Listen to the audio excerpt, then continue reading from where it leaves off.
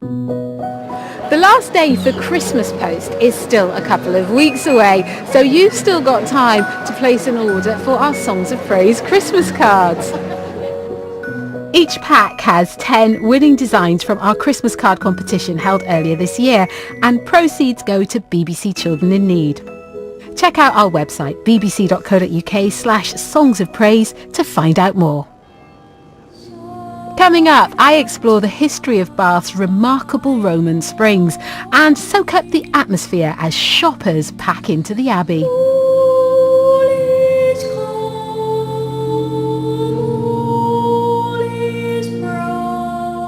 But first, it's to Hackney Empire for a beautiful rendition of When a Child is Born.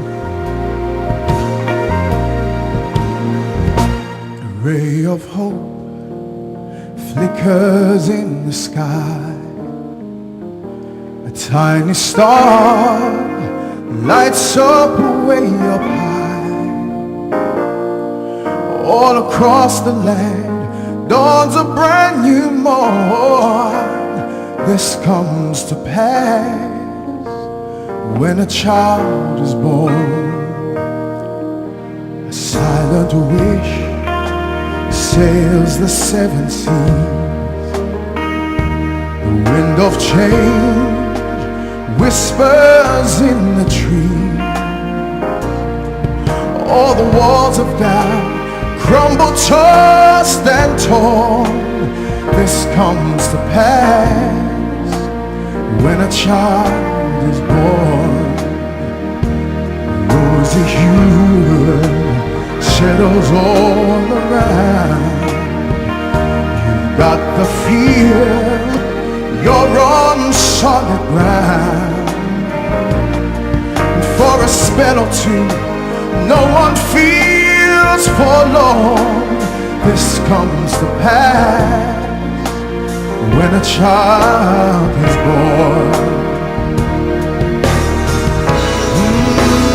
It's all a dream, an illusion now.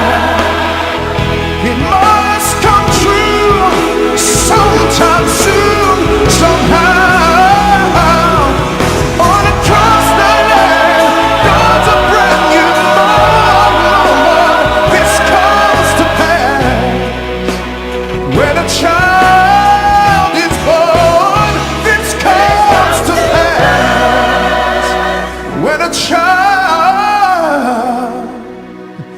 is born.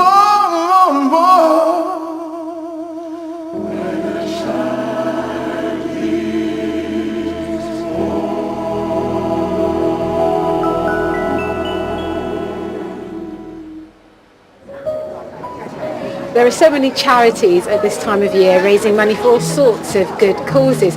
But did you know that the longest running charity broadcast started 90 years ago on BBC Radio 4? To mark its anniversary, one of the charity's big supporters, radio presenter, comedian and actor Hugh Dennis, is at a London church to tell us more.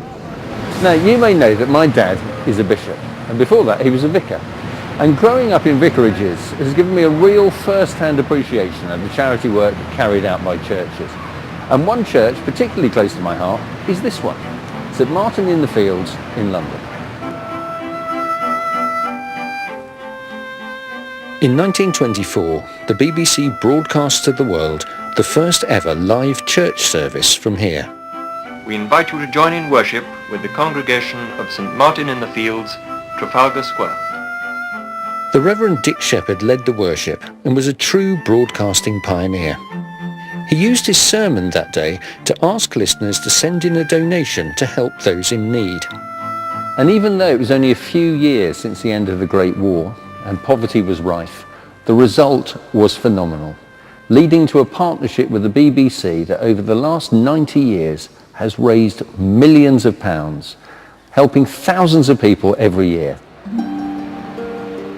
Today, the Reverend Dick Shepherd's original vision lives on, and I've come to chat to some of those who've benefited. The important thing about St Martin's is that when you become homeless, you're not anchored to anywhere because you're just kind of drifting around. And St Martin's gives you a place where you feel anchored, where you can meet friends. Everybody's on the same level, which is generally at the bottom, so you're starting off again.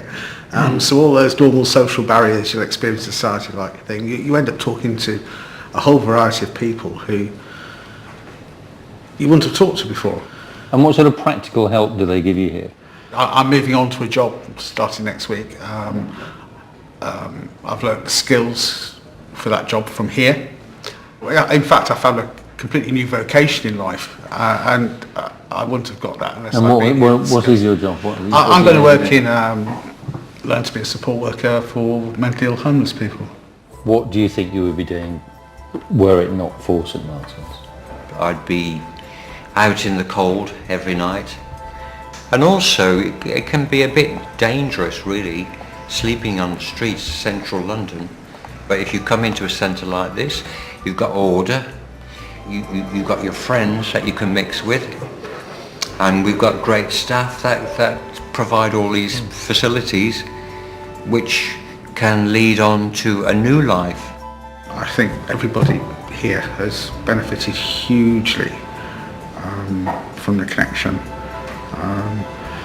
I mean, there's a little bit of debt of honour, which I don't think I'll ever be able to repay, really. I've seen firsthand how the work carried out by the St Martin in the Fields charity can transform lives. If you want to find out more about the appeal and how you can help, head to bbc.co.uk/Christmas Appeal.